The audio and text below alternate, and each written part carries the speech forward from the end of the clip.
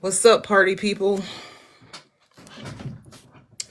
I am filling in for the illustrious moderator, ButterMel, Melanie ButterMel. I'm not going to be on camera because Sunday today is my off day, and I am currently in my pajamas, and nobody wants to see that. Not even my daughter who lives in this house with me. But here we are. We'll wait a few minutes for the candidates to come in. Let me share this out. Dun-dun-dun-dun. Girl, close your eyes. Let that rhythm get into you. Try to fight it. There ain't nothing that you can do. Relax your mind. Lay back and groove with a mind. You gotta feel that beat. We can ride the boogie. Share that beat of love. I wanna bop with you. Oh, these noises, these TikTok noises, man. The only noise I want to hear is the sound of my voice. Okay, TikTok. Dance you into the... I'm gonna sing you all into the room. Sing the candidates into the room. I am so unprepared. I don't even know who's supposed to be here. I'm assuming it's Mr. Crowley and Miss Cynthia. I just saw her name, Miss Cynthia. And Mr. Chambers. Hello. And Mr. Xavier. Hello. Hi. Hi. I know you were expecting ButterMel. You were. I know you were. I can see the surprised look on your face that it is, in fact, Ayana and not ButterMel. It is Ayana and not ButterMel. Surprise. Surprise, No surprise. matter what, it's OVC. We're all good. Yes. ButterMel had an emergency, so I'm filling in. And I am, it's Sunday and I'm still in my pajamas, so I will not be on camera. But rest assured, it is me. You heard the singing voice. You know it's me. Please. I don't know if we're expecting anyone else, but I'll give this just a few more minutes. I'll give this a few more minutes to get warmed up. While we're doing this, if you all could please share this with your followers, important and non-important. Everyone needs to hear what you have to say. Don't exclude anyone. Don't be like, oh, I don't want to spam them. Let them know you're running for office. Spam them, please. We got a lot of primaries coming up in May for some of you. Miss Cynthia, I think it's next week that Georgia starts early voting. Tomorrow. Tomorrow. Yes, through May 15th.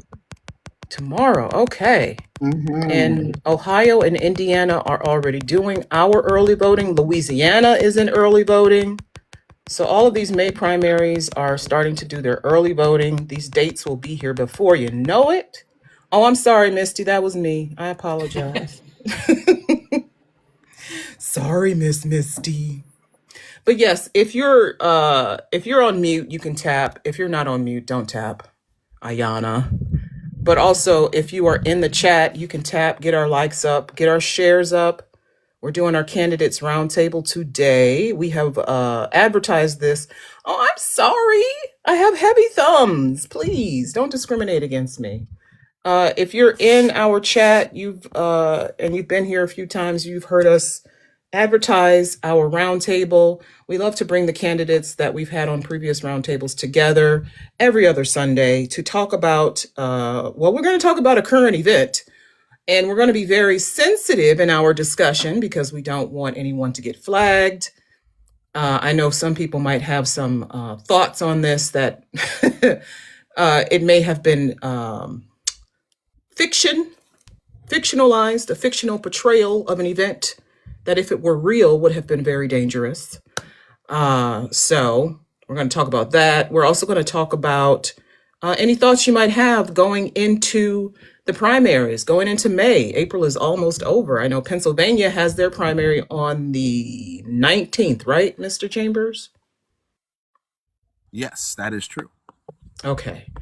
And so it's coming up. And Xavier, yours is still in, or you're a write-in. You're write-in, and Iowa is in July? 2nd. June 2nd. Okay.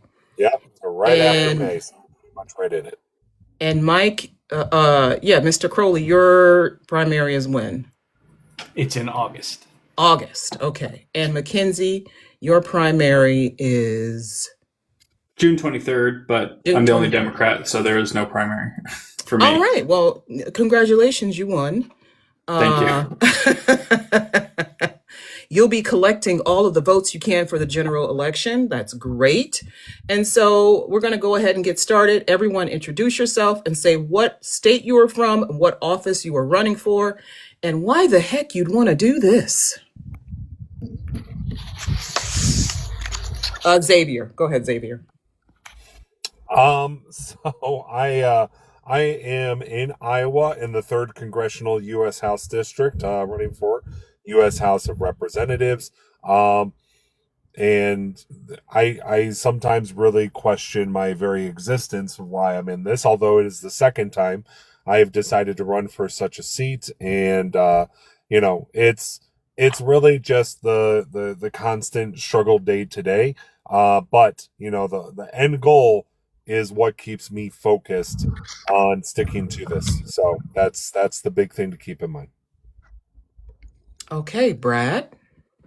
My name is Brad Chambers, and I'm running to represent Pennsylvania's 41st State House District. It's one of the most competitive House races in the state of Pennsylvania right now.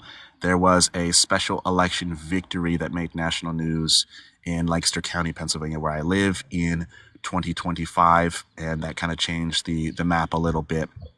What is important to note as this election, this area is a priority for Governor Josh Shapiro, and the state senator is not going to be able to stay in his seat if I don't flip my district. So there is a bit of a symbiotic relationship there. And I'm running because I think that politicians have failed normal people. If you look at the price of gas, if you look at what people are paying in grocery stores, if you look at what people are paying in utilities, people are struggling to keep a roof over their head.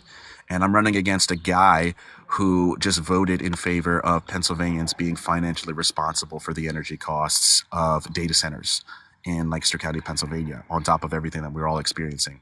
I come from a single parent background, the eldest of 3 siblings.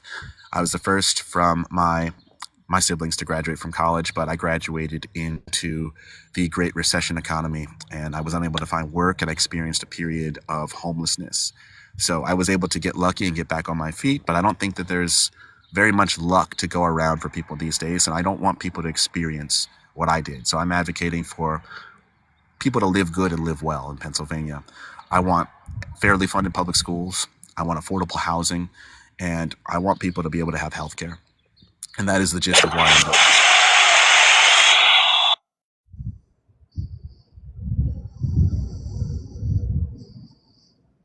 Mike, go ahead. Yeah, sorry. I'm Mike Crowley. I'm running for Tennessee's 6th Congressional District for the U.S. House of Representatives. Currently, John Rose sits in that seat, and he's running for governor. So it was a Democratic stronghold for a long time, and it's been very red for the last 20-something years. I'm a Navy veteran. I'm also from a single parent and oldest of 3 children.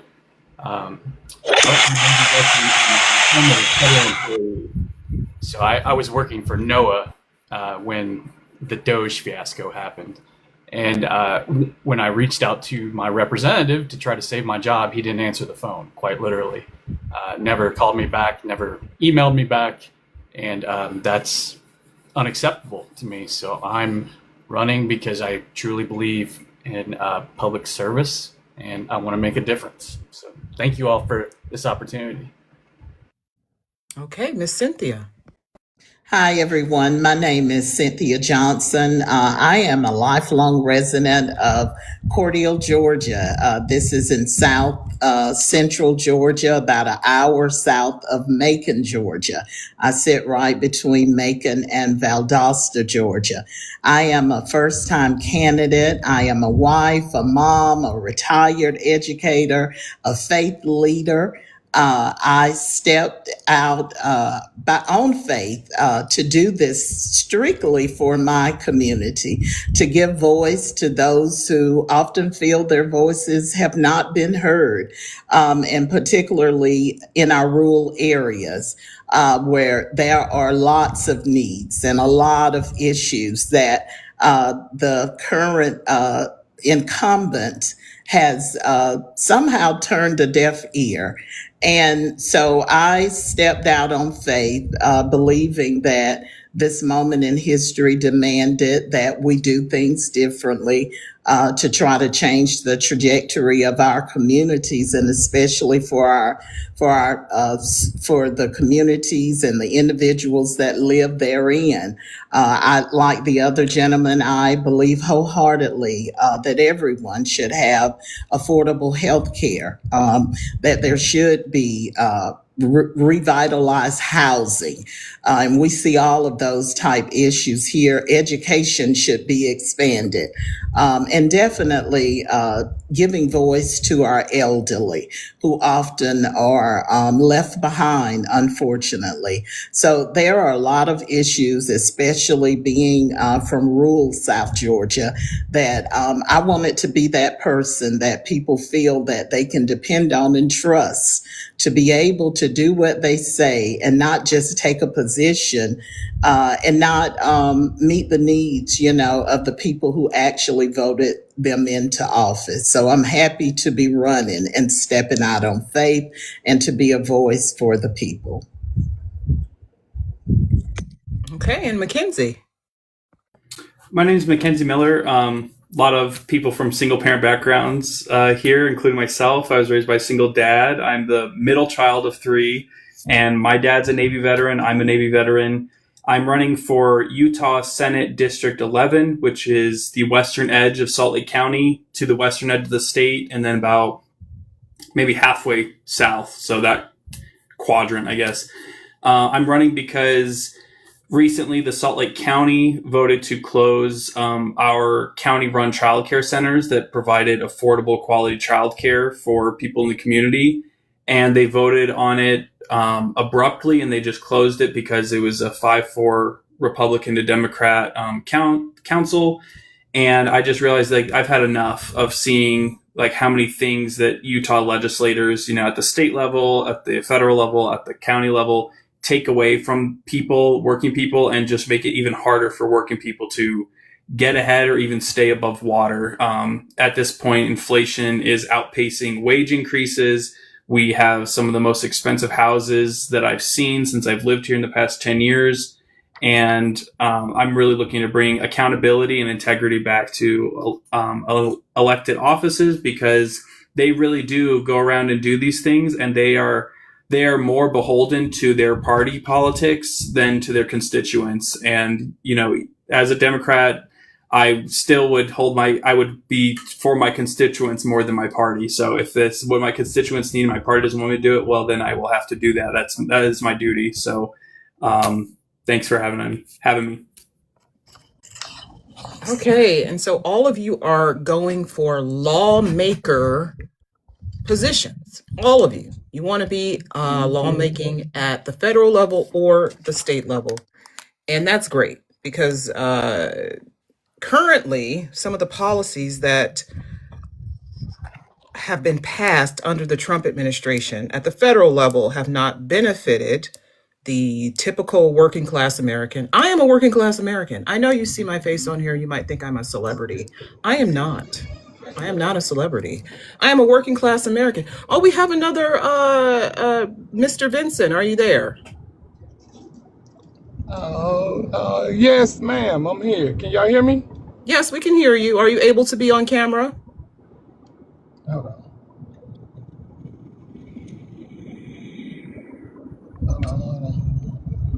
Okay, I'm gonna mute you while you sort that out. But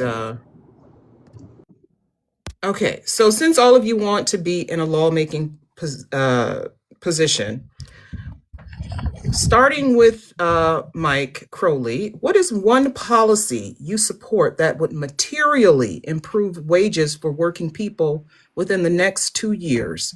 Walk us through exactly how that would work. Yeah, thank you for this question, Ayana. I've got a pretty easy one. It's the federal legalization and taxation of marijuana. I'm from Tennessee. We Now, are an Mike, you've been I'm here. sorry. You know you can't say that word. I didn't know that. I didn't know You can that. say Sorry. broccoli. You can say broccoli. Okay. You can say green stuff. Right. Okay. Well, apologies. Yeah, broccoli. We're an agricultural state here in Tennessee, and this is our number one cash crop. I was law enforcement here. I know firsthand that broccoli is our number one cash crop, and we are seeing none of the tax revenue on it. So that's an easy one that I would put in, and legalize it. Let us grow it here in this excellent soil that we have. Okay, Miss Cynthia, go ahead. I would definitely support anything that will allow our hardworking teachers to have a sustainable increase in their pay. I know that there are a lot of hardworking individuals each and every day who deserve something that is much better than the minimum wage that they are currently receiving. But as a retired educator, I know firsthand that teachers do not receive nearly as much as they deserve for the work that they do each and every day to educate our students. I just believe in making sure that we are able to have teacher retention, and we are losing teachers. Really, I mean, it has been unbelievable over the past few years how many teachers have walked away from the classroom. So, I would, when in the House, one of the things that I would hope to do is to propose, co-sponsor a bill, HB 333, which would represent the inflation index and cause teachers to be able to maximize the amount that they can receive, and a 5-year goal of at least a $10,000 cumulative increase to their base salary. So it would be an improvement from the every once a year where, the governor sometimes throws a $2,000 incentive toward the teachers,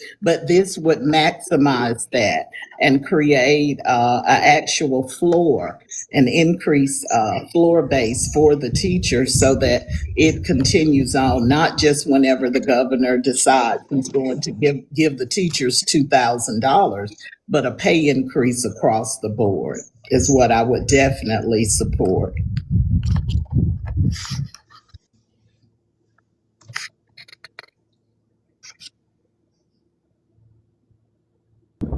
Ladies and gentlemen, it looks like we've lost Ayana.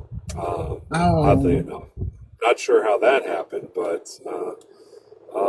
okay. So I'll chip in just for a minute here. Brad, why don't you go ahead with your statement on this? So I'm gonna I support the fair funding formula as well, Cynthia. I just wanted to let you know that I think it's very important. But in the interest of having a more breadth of a response, I'm going to focus on my one of my pillars, housing. And in Lancaster County, Pennsylvania, where I live, the average price of a home is $355,000. Most people do not have the ability to afford that. So the American dream of the white picket fence, the dog, and the children is not something that most people are going to be able to have. And for those who can't purchase a home, they have to rent. So what I would like to do is I would like to provide tax incentives to builders to focus on single family and townhomes for normal people. There is a preference in Lancaster County, Pennsylvania for building luxury condos and mansions to attract people wealthy people from New York, New Jersey, and other places on the East Coast where people might want to buy a country home that they can live in. And I don't think that helps people who are living here right now. So we need to build those homes, but we need to build those homes sustainably. We need to build energy efficient homes that do not negatively impact our environment, because Lancaster County has some of the best farmland in the country. So I want to build homes that are going to be as environmentally friendly as possible. And I want to provide the builders with tax incentives to do so. I would also like to ensure that people who are first-time home buyers, that they have closing cost assistance. So if they are told they need $10,000 to close, $7,000 to close, $5,000 to close, whatever it may be, I think the state of Pennsylvania should assist those folks in getting into those homes. And I think that that would dramatically increase the quality of life in the state of Pennsylvania. Right on. All right, we'll jump over to Mackenzie, and then we'll go Vincent, and I'll give my response. Thank you, Xavier. Y'all, I'm so sorry. My internet went out for like a few minutes, but now it has Mackenzie, returned. if you want to go ahead. Yeah. Yeah, so one of the things that's very important in my district and just to me in general is repealing right to work laws and giving unions the ability to be stronger.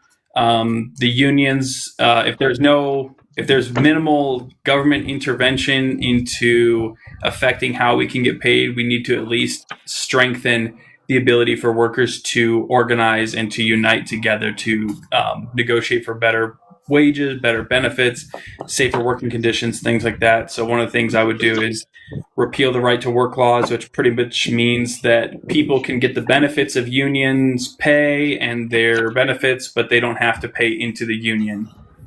So they're kind of just riding on the coattails of what the union provides for that workforce. So that would be one of the things I would do is start by trying to give unions the power to control their workers' destinies. And that includes teachers and steel workers and iron workers and electricians, things like that. So there's a lot of unions in my area. Okay.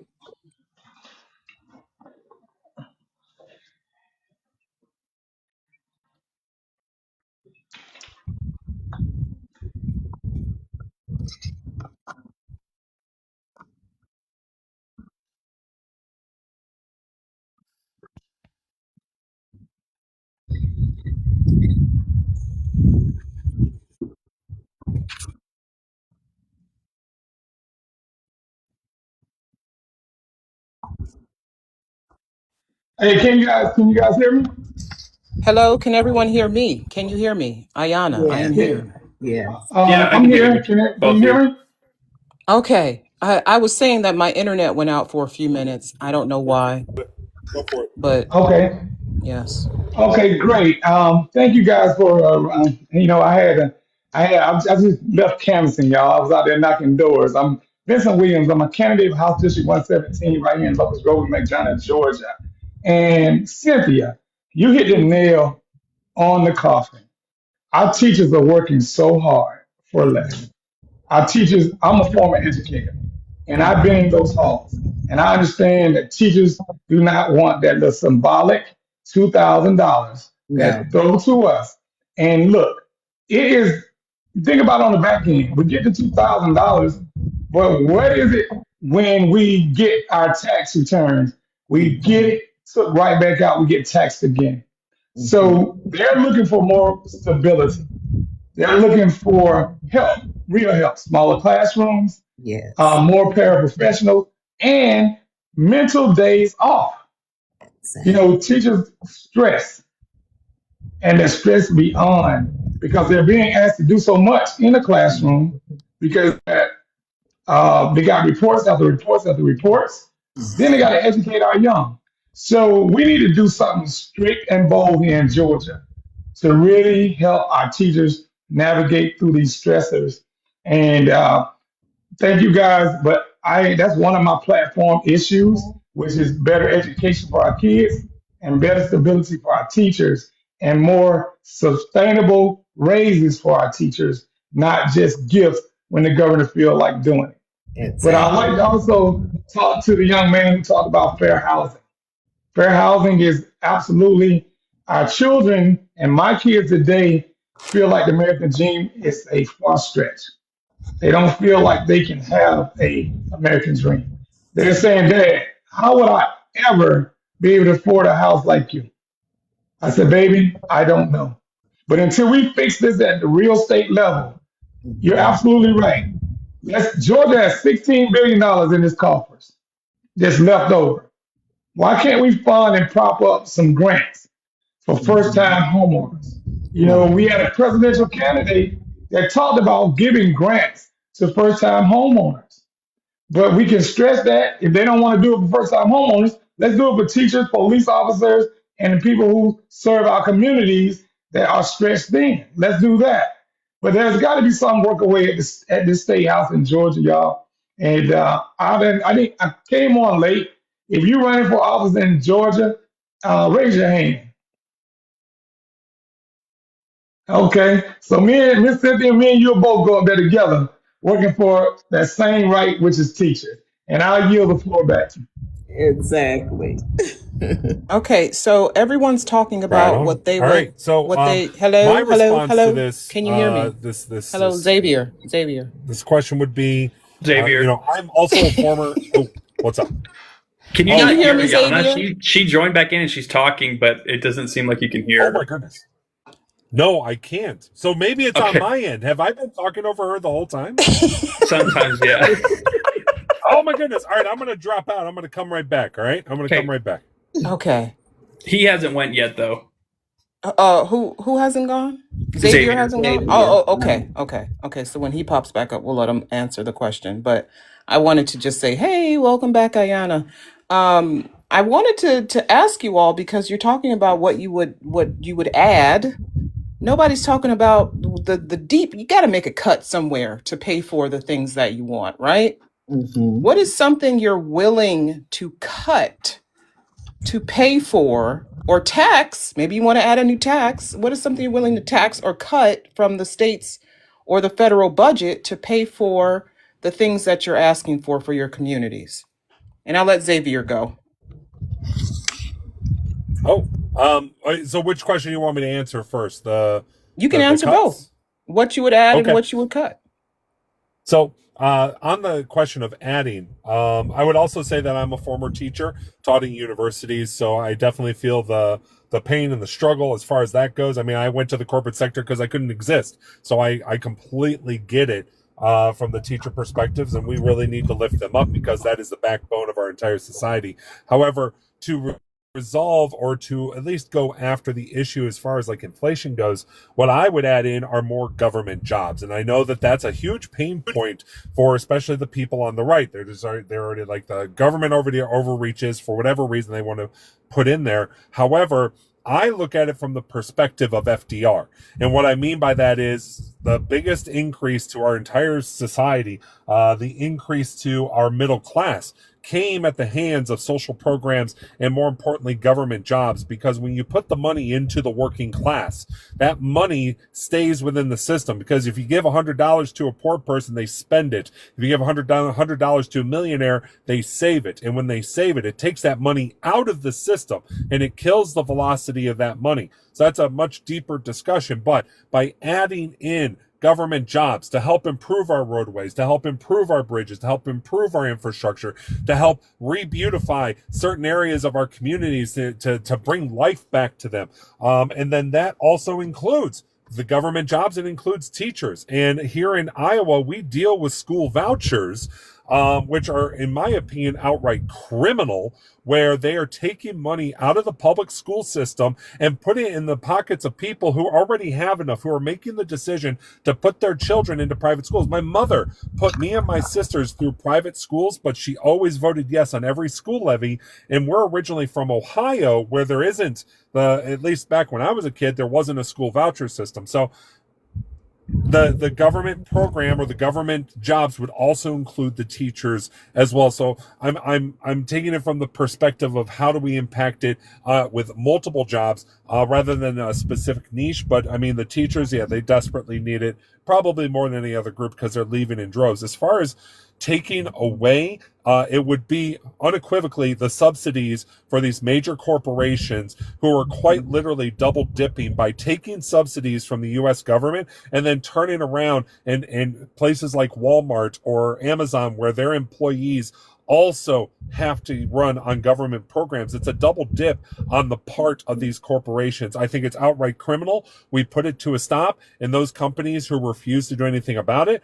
it's going to go up on the docket of whether or not we're even going to allow you to do business within the United States. And I think that that's a step we need to start taking as a country. Are the corporations who are doing nothing but leeching off of our society and not giving back to it is something we have to fix and repair. Thank you.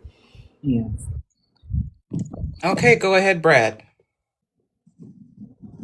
So I'd like to echo that. I do think, so I'm running against a Republican incumbent who just voted in favor of Pennsylvanians being financially responsible for the energy needs of data centers. And I think that corporate welfare is out of control. We need to be focused on increasing the quality of life for people that live in the state of Pennsylvania, well, all across the country, because we have people of all different stripes and states in this call. But in addition to that, education is also one of my platforms, as many in this call.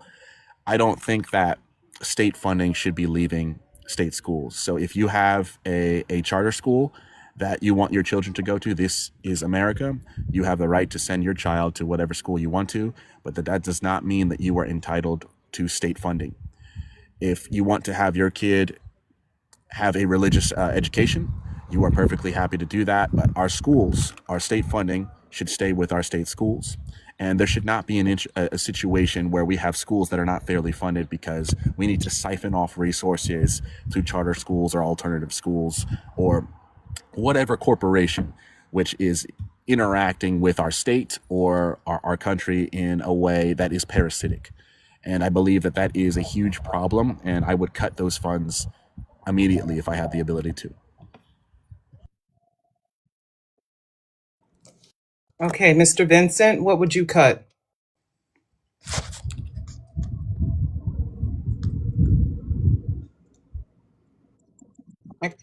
Okay, go I ahead. had to come off mute. Okay, so to get to my common goal in education, Georgia, we would not have to cut anything, and this is why. We got $16 billion in our coffers. We can use that money, and we're propped it up by the Georgia lottery. So the Georgia lottery props up our education. So that money that we're getting from the lotto, we can start directing more funds towards that education. They throw some money towards pre-K, but not really standing it up for sustainable years. We say we want to educate our young because they're our future. If we don't start propping it up where we got more smaller classrooms, we got more money going to pay the teachers because they get paid differently than our teachers in regular schools. So we don't have to really cut anything. We can use money from our coffers that we have. We can have money increase that money, dollar money that everybody's spending in Georgia for lotto. But then I also will go to that echo. Georgia came up with school choice. That bill passed our state house a couple of years ago where they're taking public money and propping up private schools.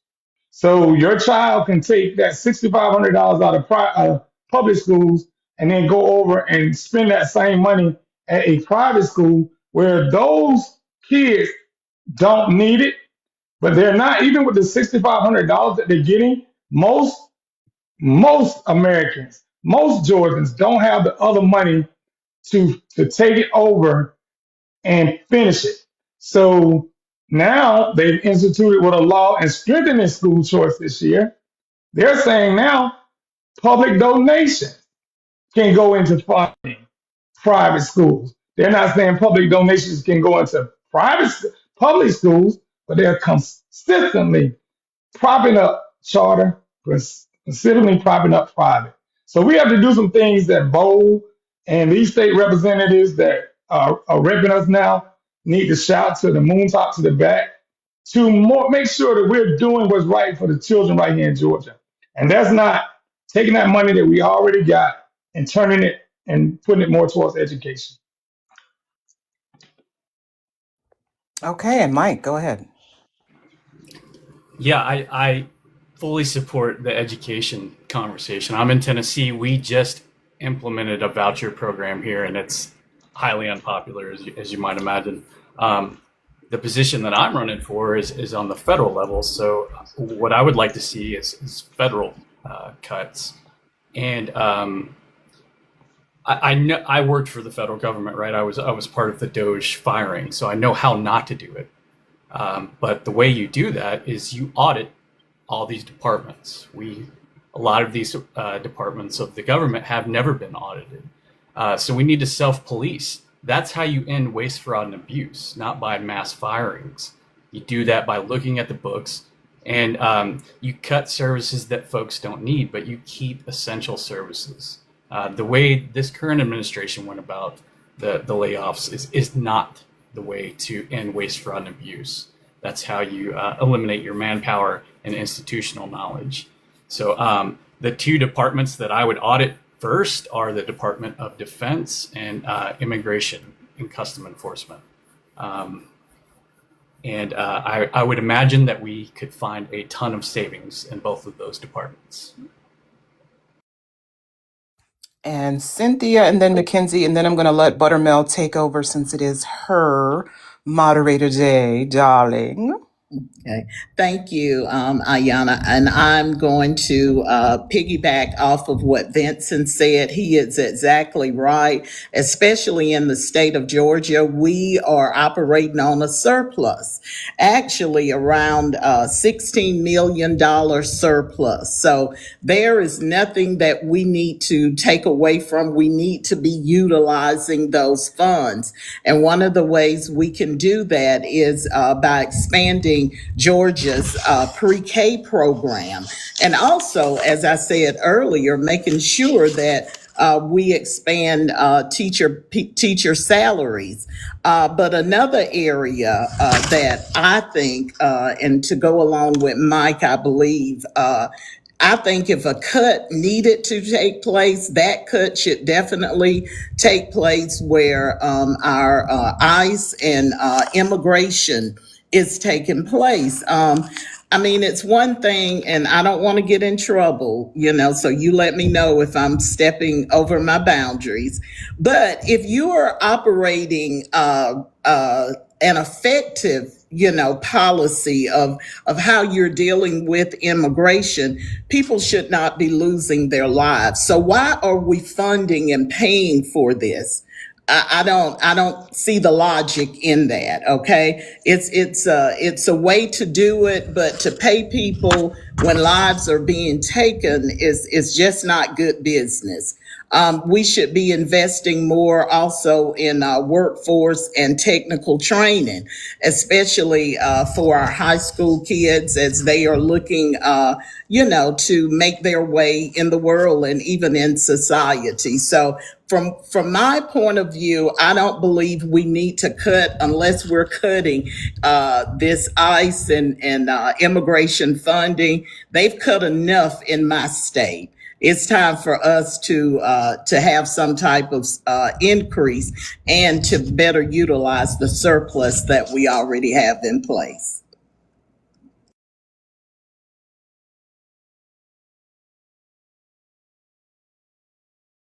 All right, go ahead, Mackenzie. Yeah, for me, Utah's income tax is actually a flat rate, so that disproportionately hurts people who make less money. At a certain point, the amount of money you're losing doesn't, or the amount of money you're making doesn't significantly contribute to a better quality of life. So that would just mean people who make, an exorbitant amount of money should be paying more taxes. Like it cannot just be this flat line where we say that everyone pays, but it's all fair. It's like, that's equal. That's not equitable, because that dollar for someone who makes $20,000 a year means a lot more than a dollar of someone who makes over $200,000 a year. Same thing with like Social Security tax. If you make over like 180,000, or I think it's 178,000, something like that, it's somewhere up there. If you make more than that, you don't pay that, and that's one of your biggest tax contributors. My wife is self-employed, And, when she does her tax at the end of the year, she has to pay 15.3% of what she's made. And she made $20,000 last year. So that, that's thousands of dollars that she had to pay. And it's like, even if you want to be a small business and, that's the American way, making your own business, she gets taxed so much that it's not really benefiting her. But that was like the avenue she had as a therapist. So I think just having more equitable taxes, not equal taxes, is going to help fund a lot of these things. I don't think that when these bills and the Constitution and all these things are put into place, I don't think they could even fathom that people could make this much money and have this much money. Because at the end of the day, those type of people, they shop at the grocery store just like us. And if they go to the Whole Foods, maybe food's a little bit more expensive compared to, Walmart or Winco or whatever, but they don't eat more food than we do. They don't have more hours in the day. They cannot possibly work, that many times harder than we do. So I think that that's a way that we can make taxes equitable, and that will help raise how much money that we have to fund these type of programs for people. Absolutely. Miss Ayana, this was the second question y'all had, or? Yes, this is the second question. All right. What was the first question, just so I don't repeat? The first question is, what policy would you pass that would help everyday working Americans in the next 2 years? Okay. All right.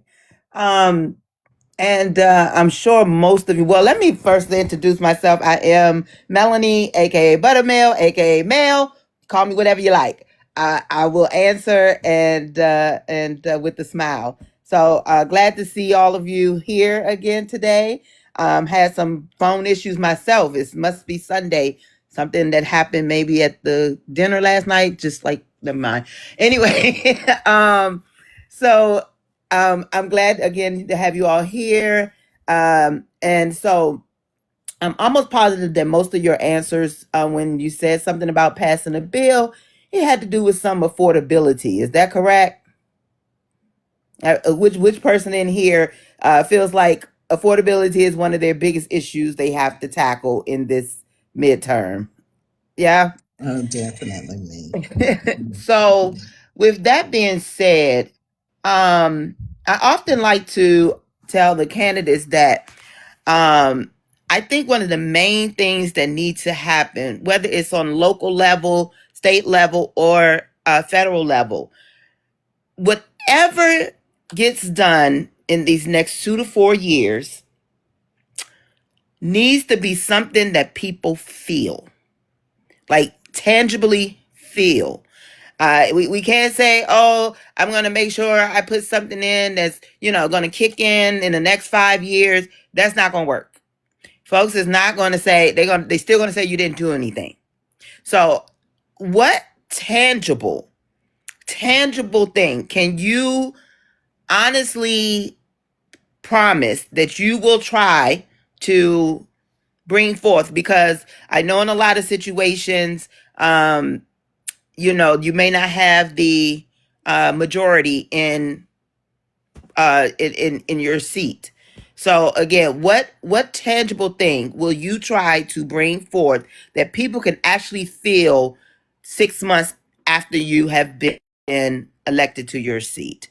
And I'm going to start with Mr. Vincent on that. Hey, sis, how you doing? Good to see you again. Good to see you too. Okay, let's jump right into it. Okay, so affordability.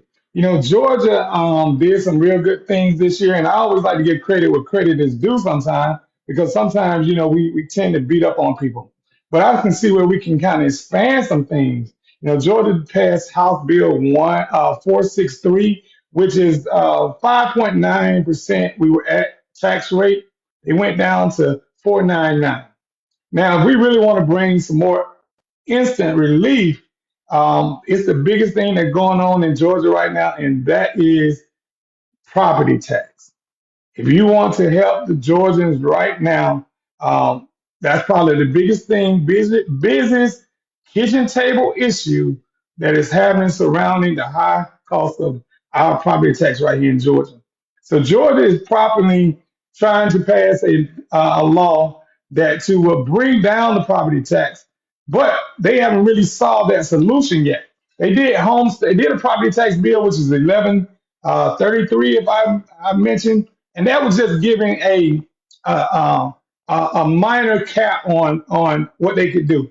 Really, nothing that's effective. So what I would do, and one of the things I would advocate for, is to really bring some stability to home tax, but not really wiping it all the way down, because one of the things that we do here in Georgia, we pay our services, police and fire, through property tax.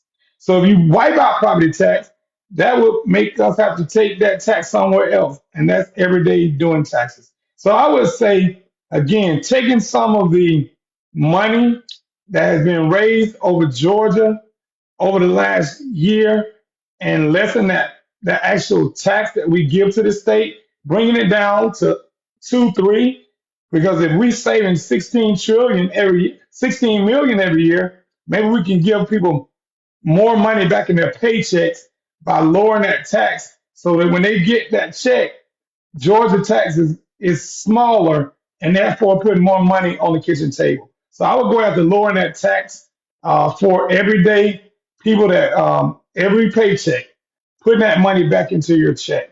That would be where I would suggest us putting that affordability, putting money back in people's pocket instantly. And I would say that would be a great thing. I'm sure people, if they saw that their property tax bill has gone down, they would say, yes, thank you, Vincent. So 100% agree with that. And that should be something that should be bipartisan. So hopefully that could go. Brad, what you thinking?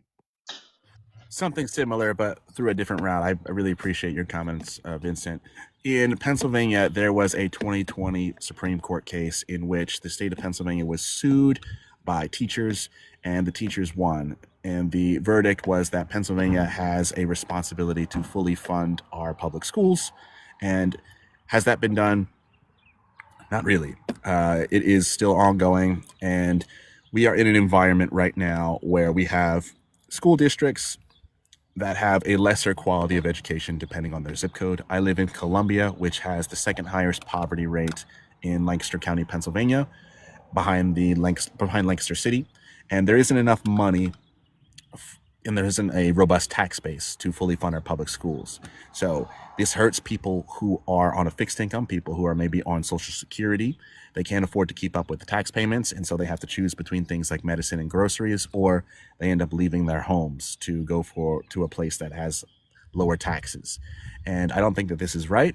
We need to fairly fund our public schools. The state of Pennsylvania spends 10% less into our schools than other states, and that should not be the case. I believe that we need to pay our teachers well. We need to ensure that our kids have two meals every single school day. Irrespective of what their home environment is, they should be fed and taken care of when they're at school. And people who pay into those taxes, some of that money should come back to them. And that's something that I think could be done immediately. The state of Pennsylvania fully funding our public schools, and homeowners keeping that money that they've been paying extra in their pockets. Okay. Now you say the Pennsylvania funding the public schools, but let's say I'm a everyday mom of 3 elementary school kids. How will I see that? In your school taxes. So we all pay our school, and the tax day was, I believe it was April 15th in Pennsylvania, just this last week.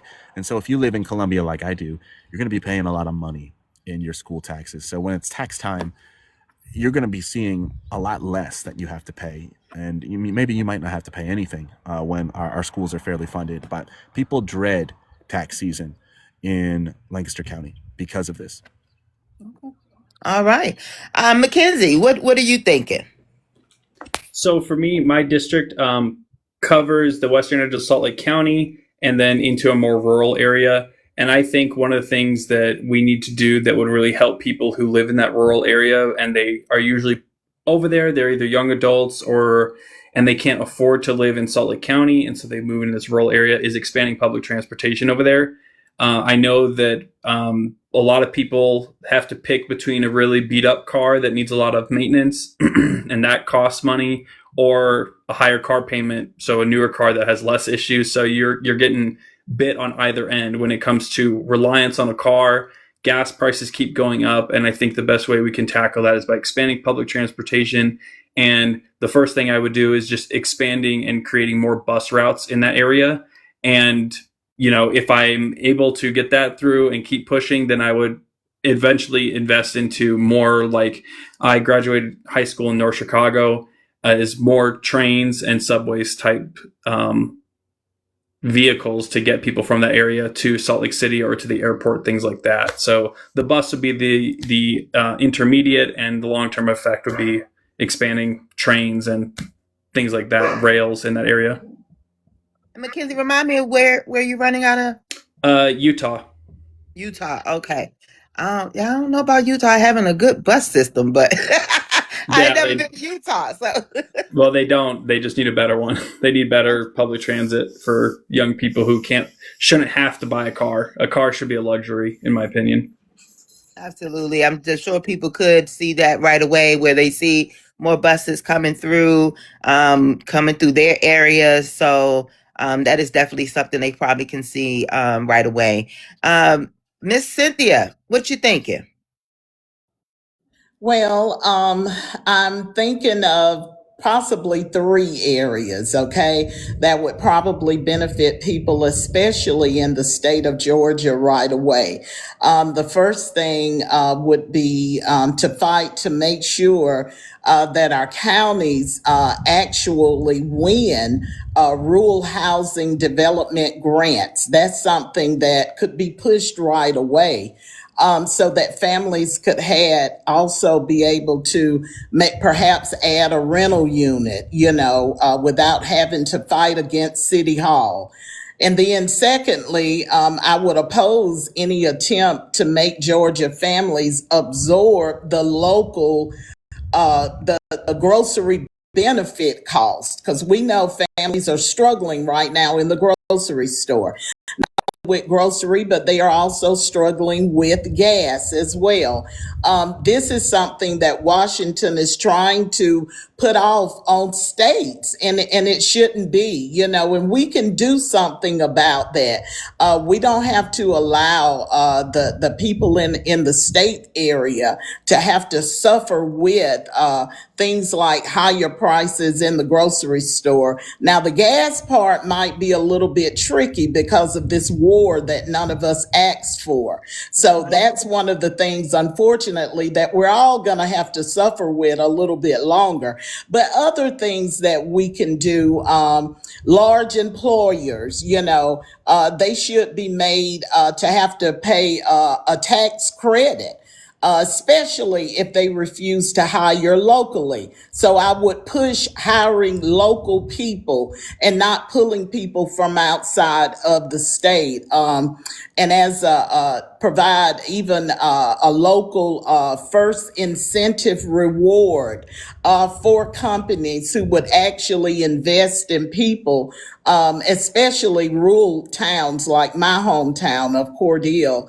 and some of the other smaller towns. So I would fight, first of all, again, for rural housing development grants, being able to provide more subsidies for people as it relates to the high cost of grocery, and then making sure that these larger employers end up having to pay a tax credit that would require them to hire local people and keep those jobs locally owned and locally ran.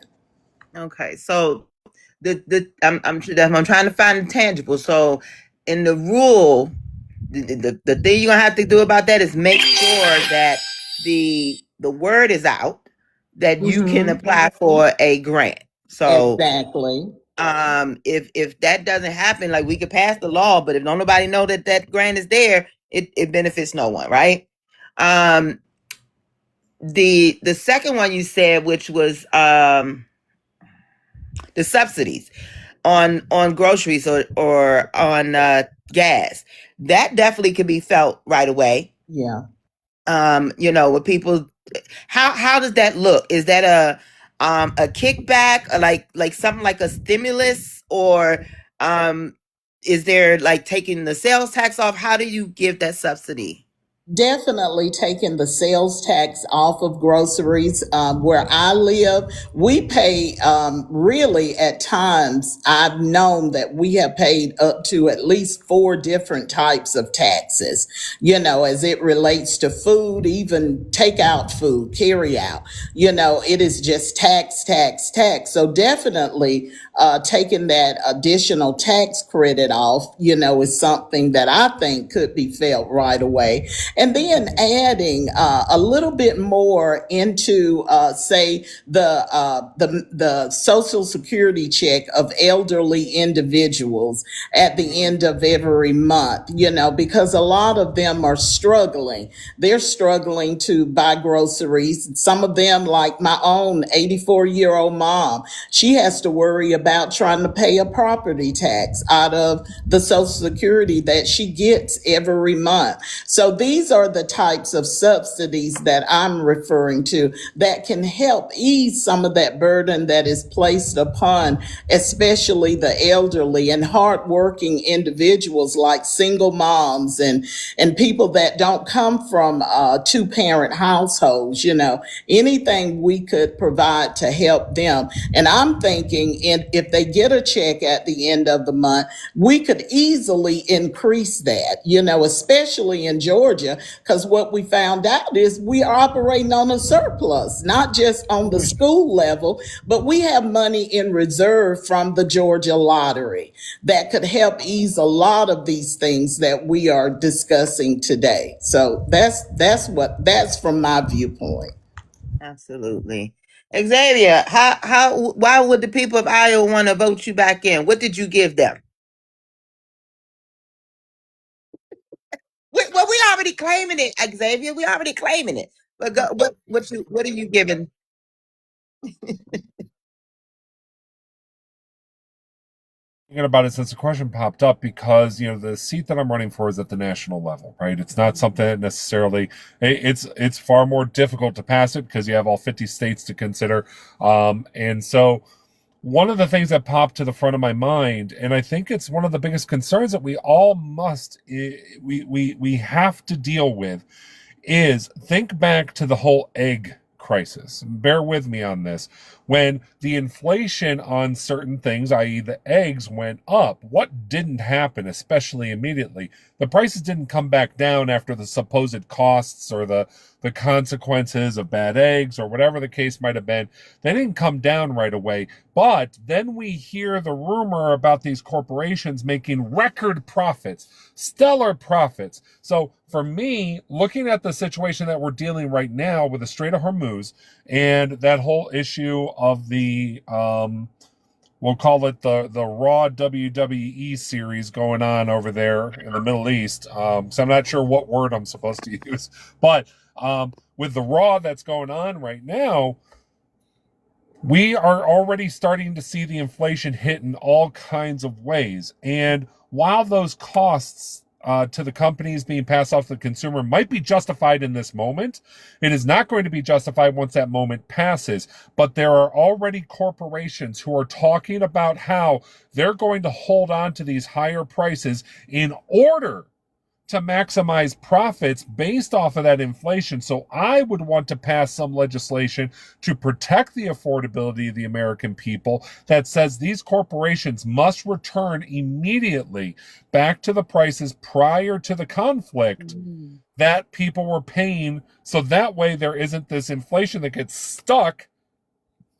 And now we're just used to $4 a gallon gas. We're just used to $5 a gallon gas. That to me is utter, we'll call it possum pudding, rather than BS, but it's absolute possum pudding that these companies get away with it quite regularly, and then they pound their chest like, look at how smart and profitable we are. No, look at how cunning and how devious you are to take a horrible situation and to amplify those consequences and place it on the working class of this country. That I think is criminal. And that is something I feel that as a legislator, I would be imploring my colleagues on Capitol Hill that we do something that actually protects the working class rather than only continue to make their suffering worse for the bottom line of these companies and corporations. Absolutely. I think that is a great idea to, like you say, put some legislation in, or as someone said, enforce current legislation that prevents them from keeping them prices up. Bring it right on back down. That makes wonderful sense. Mr. Mike, how are you doing today? I'm doing great, ButterMel. How are you? Well. What are the people going to feel from you? That's right. Yeah, what a great question. And I've loved all these answers. Like Xavier, I'm running for the federal level, so my answer's a little bit more broad. But I want to work to lower healthcare costs and prescription drug costs. That's something tangible that we could easily accomplish with legislation. I mentioned earlier I'm a Navy veteran. When I was in the Navy, I had universal health care. We didn't call it that, but I didn't pay for anything. I didn't pay for medical insurance. I didn't pay for prescriptions. I didn't pay to go see the doctor. I didn't pay to have surgery because I wasn't a profit center. I was a sailor. And, you know, here in Tennessee, the district I'm running for is very rural, and we have healthcare deserts where there's not a hospital for miles, right? And in the medical field, there's something called the golden hour. When there's a traumatic incident, you have within an hour to get that person to a facility or they're going to die. And in a lot of rural Tennessee, that's just not a reality. So I would work to lower prescription drug prices. I am a big advocate for universal basic health care, so that's where my priorities lie. And I say that knowing fully well that it's not going to be a magic wand overnight and we're going to have universal basic health care. But we have the money as a country. We don't have the values. And that's what I'm going to bring to Congress. So thank you. Absolutely. Thank you. Thank you all for your answers. Like I said, I just want y'all to keep that in mind, that that if nothing else, that is what the populace is looking for, is for something they can see, something they can feel, something they know has happened, that's making their lives better, easier, whatever. With that being said, now someone in the comments did say something about minimum wage. Let's talk about that. Now, we know minimum wage can range from counties making a minimum wage, the state making a minimum wage, and the federal making a minimum wage. So this affects everyone, no matter where you're running out of. How do we raise, and I'm sure everyone needs their minimum wages raised. Even here in Maryland, I think we're like $14. This still is not enough for what the cost of living here in Maryland. So how do we get these wages up without bankrupting small businesses and entrepreneurs? Because, you know, we do still have to make sure that they can afford to pay their employees. So I'm going to start with Miss Cynthia. How do we raise these wages and yet still keep people wanting to start their own businesses? First of all, our minimum wage, I don't know about I haven't looked too much into other parts of the country, but I know here in Georgia, our minimum wage has been at a stalemate for several years now. I believe it capped off at around maybe $7.5 an hour. So we are not operating currently on a living wage. In other words, the economy, the high costs of grocery, the gas bills have far surpassed what people are actually bringing home in their paychecks. So we are well overdue for a raise for our people.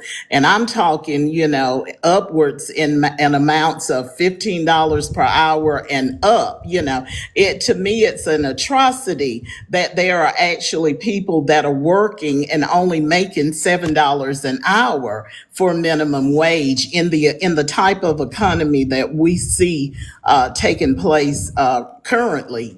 So what I propose is that there is. I know let me reword what I'm trying to say. I believe that there is always monies that can be had. There is ways for the everyday worker, the hardworking people of our country, to get a pay increase without it taking a horrible effect or having a horrible effect upon what is already currently going on in our economy. So we have the means to do it.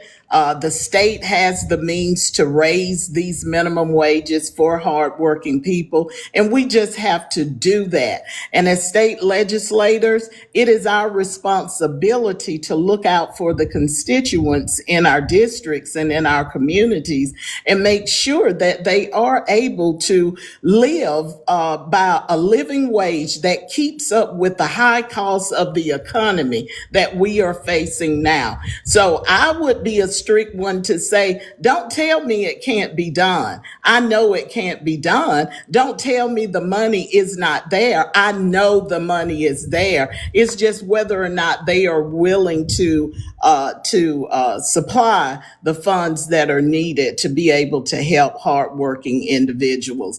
And if we don't change what's going on now, it's only going to get worse, simply because, people are having a hard time making ends meet as it is. So that's it. Cynthia, and if you could put a number on that, what would you feel a fair minimum wage should be in Georgia?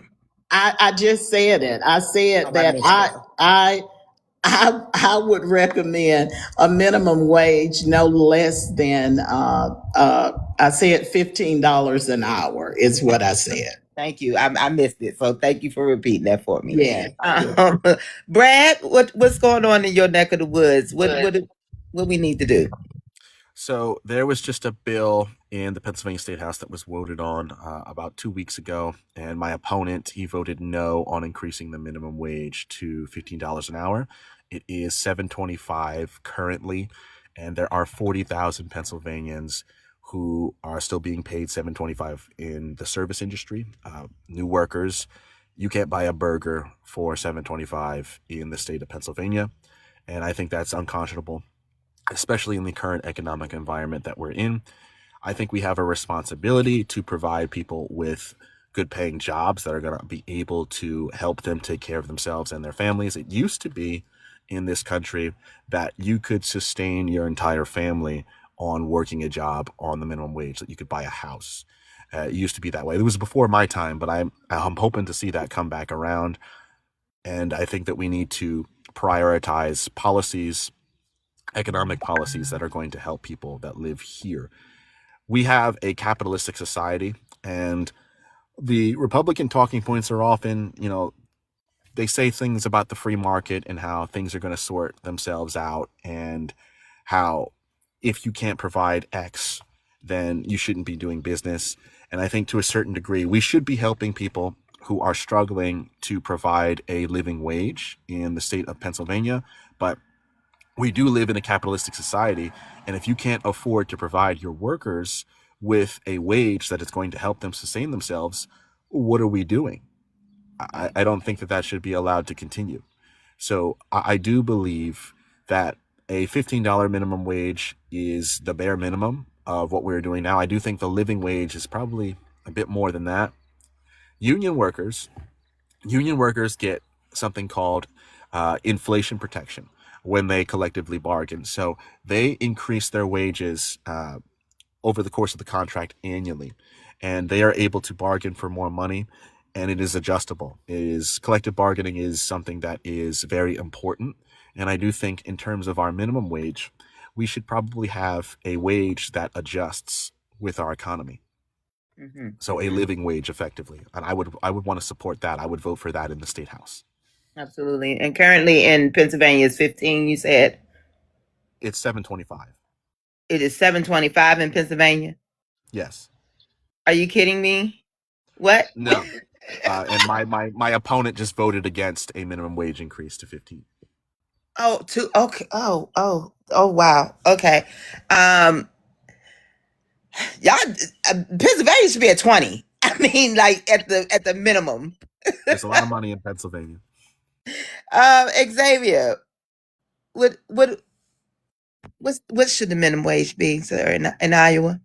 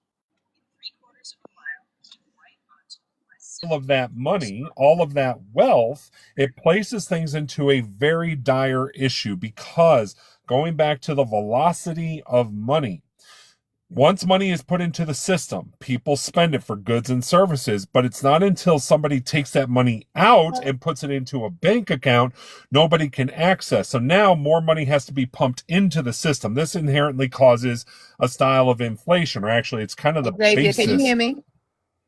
Yes. Okay. I'm just making sure that the chat said they couldn't hear you. So I was just making sure. But I think it's better, because Ayana said that was better. Okay. So I'm just making can sure. everyone else hear me? I think the panel can hear you. I can hear you. Okay. So, okay, go ahead. And hopefully others are able to hear me as well. Okay. So, now I'm a little derailed. Let me get it back. So, inherently, we have to make sure that money is going into the system. Now, when I argue for $25 an hour, this is going back to the whole concept that, not one of my favorite people in history, but Henry Ford. Henry Ford came to the realization that if I don't pay my workers a living wage, enough for them to be able to buy the vehicles that I'm trying to sell, I'm not going to have a system that's going to be able to work for me. And that is something we have to get into the heads, not just of the big businesses, but also the small businesses. It's a hard reality, but if the small businesses want to survive, you have to also accommodate or calculate your business model to accommodate $20 an hour, $25 an hour. I know that's a hard ask. I am a former business owner. I know how big of an ask that is. But the fact of the matter is, we can't have a system where the money is going around at a regular speed, where I make enough money to go and purchase the goods and services in my neighborhood, but if I'm getting paid $7.25 an hour, I'm not even holding on. I'm lucky if somebody threw a rope down that I can come up for a breath every once in a while, right? So my thing is $25 an hour, non-negotiable, although I will go down to 20, because I think 20 is just barely getting by. Because if you think of $25 an hour, that's about $1,000 a week prior to your taxes. Taxes get taken out, you're looking at about $750, $800, depending on your tax bracket at that point. We'll say $750. So maybe in 2 weeks, you paid your rent. Maybe in 2 weeks. Because the place that I live in right now, that's $1,750 a month. Yeah. $1,750 just for me. So if somebody is living in a place that costs them $1,200 a month, they're looking at a week and 5 days that are already going just to rent. I haven't even thought about my car. I haven't thought about the food. I haven't thought about my phone. I haven't thought about any other aspects of my life, my insurances and my fuel and God forbid I would have a chance for entertainment at some point in that. So in order for somebody to own a house, right? Because I can't remember who said it, but when minimum wage, maybe Brad, you were the one that said it, when minimum wage was a point where you could actually afford a house, we got to be looking at $25-$30 an hour for that to even happen. And that's if I'm in Toledo, Ohio, to be able to afford that house, because I know Ayana ain't here right now, but in Toledo, Ohio, maybe if you made $25-$30 an hour, you could afford a house. But even here in Des Moines, Iowa, oh buddy, $25-$30 an hour, you're okay. You're okay, because here I think it's still $7.20. It might be $13 an hour here, but I think it's still $7.25. Most places do $13 an hour. But I'm sorry to anyone who said 15. I think that was 10, 15 years ago. We are at a point much further beyond that. But I love where you're going, but I want you to think stronger and more working class. We can get to 25. We can get there. Absolutely. Mike, what we doing for your area? What's the minimum wage there now, and what should we get to? It's $7.25 here in Tennessee also. And that's just for everybody. That's $15,000 before taxes working full time. That's below the poverty line in any state. Every single state, that's below the poverty line. I ran a nonprofit before I worked for the federal government, and I fought to pay $15 an hour. And I agree, that's barely a livable wage at this point. And that's what we need to focus on, a livable wage. And we talked about how to do that. Your initial question, ButterMel, was how we implement it without bankrupting these small companies. And I'd like to touch on that a little. I think you phase it in, right? And have subsidies and incentives. So it's not that wages and raising wages are going to bankrupt these folks. They have to pay for supplies, they have to pay rent, they have to pay insurance, right? There's all these other fees that we could tackle and subsidize, and you gradually implement it, right? Maybe I'm not a big fan of it, right? But maybe it would be more palatable if we made it $10 an hour federally, right? With the goal of making it to 30 eventually. But we moved from $7.25, which has been there since 2009, right? Maybe in 2009, $7.25 was the livable wage. I don't think so, but it's certainly not now in 2026. The fact that we haven't moved our minimum wage at all since 2009 is absurd. But we make it more palatable. We implement steps, right? And I think the goal should be at least $25 an hour. And currently, I think that's a livable wage with some folks that could have a little bit of a cushion. Absolutely. I'm about to go to Mr. Vincent, but I do see some Georgia voters in this chat. You got two candidates up here, okay? Yeah. Georgia, you got two candidates up here. So keep your eyes, stay engaged.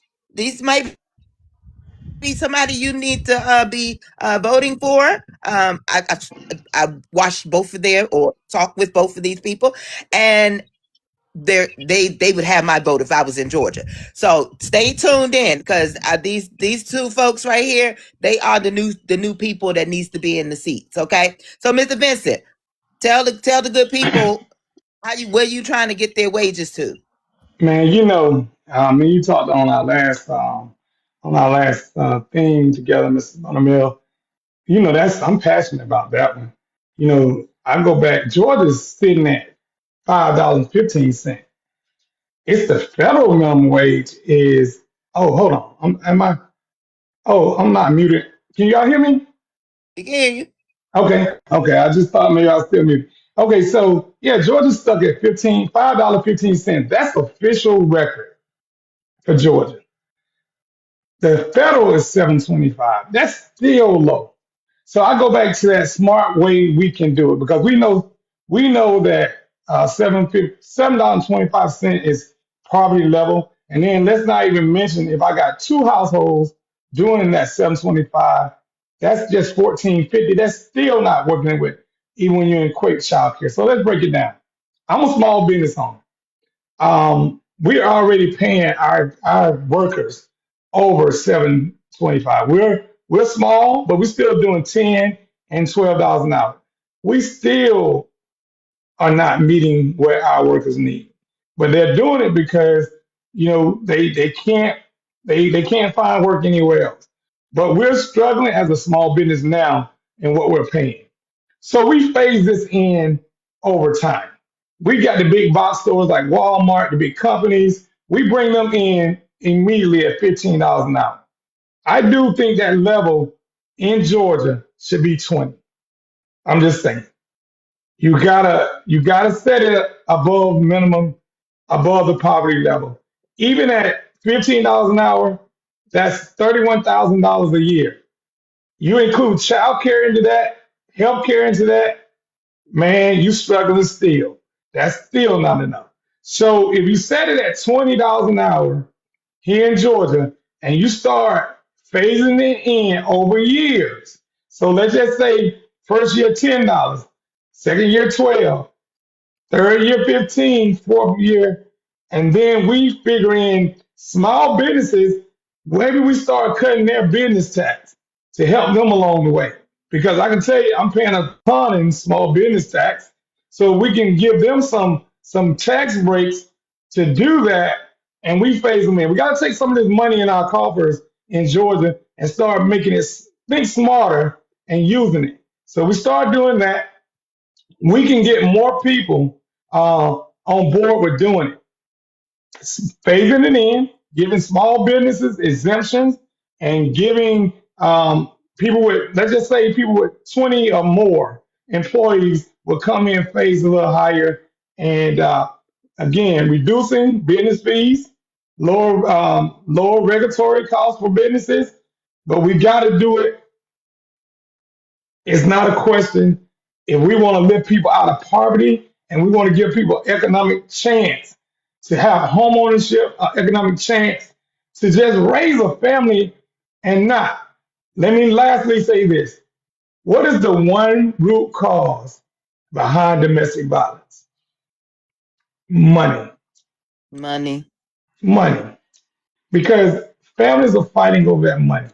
If we raise the minimum wage, we may kill two birds with one stone. We may be able to stop all the violence that happens to families, that inter-partner violence. It's inter-partner violence because it goes both ways. And that's a CDC study, and they call it the inter-partner violence. So what if we fix that by getting that one kitchen table issue off the table, and then we go back to the bread and butter and child care, and we continue to span free child care, take it down to 3 years old, where you can put your kid in the free Georgia child care, pre-K, and then you lifting people out of poverty. That's the only way we're gonna have a country that I feel that or a state that will be robust. What Governor Kemp is saying. He's saying Georgia is the number one state for business, but we're 39th for family.